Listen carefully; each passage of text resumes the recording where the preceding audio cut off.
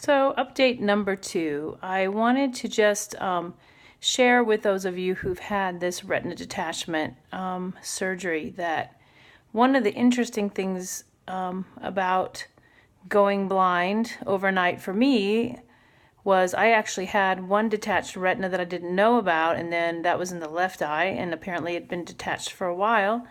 And then the right eye went, and when the right eye went, my vision went, so I was actually sleeping in a loft in Mammoth Lakes, California at my niece's home, woke up completely blind, and it was really, really scary.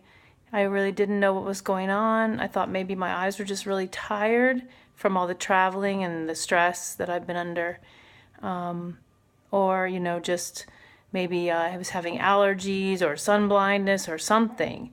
So when I found out that my retinas were detached, it was really, really scary, and I just had never really thought about that ever happening, never even really realized that was a thing.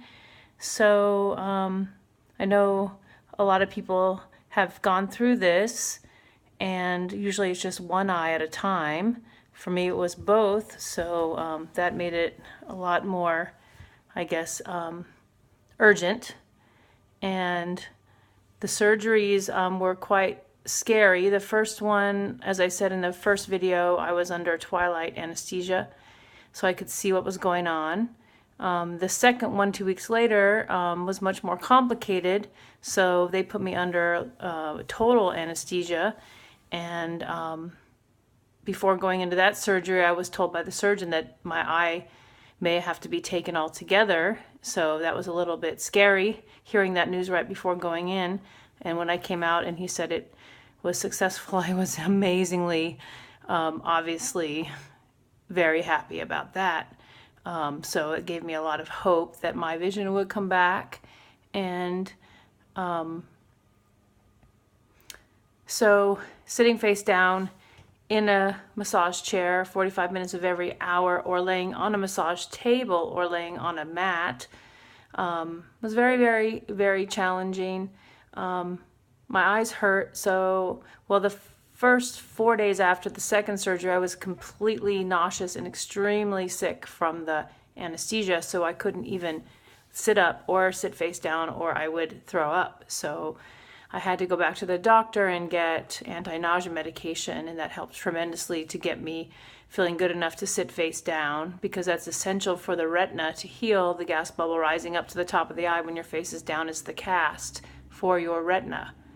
So that was a bit challenging for me those first few days after that anesthesia, and I was happy to be sitting up and eating, because I was feeling so terrible I couldn't eat or drink or anything for those 4 days.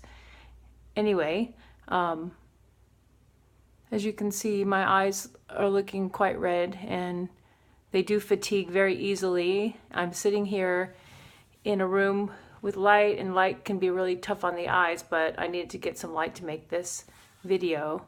So one thing that I just noticed, my eyes do get fatigued, and I've been going to bed quite early, like around 7 at night, and waking up early. So pretty much getting up with the sun and going down just before the sun goes down.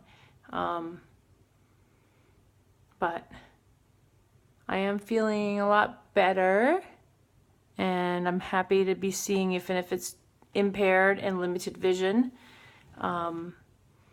So I just wanted to mention that anesthesia was really not good for me, and it made me not feel good, because I forgot to say that in the first video.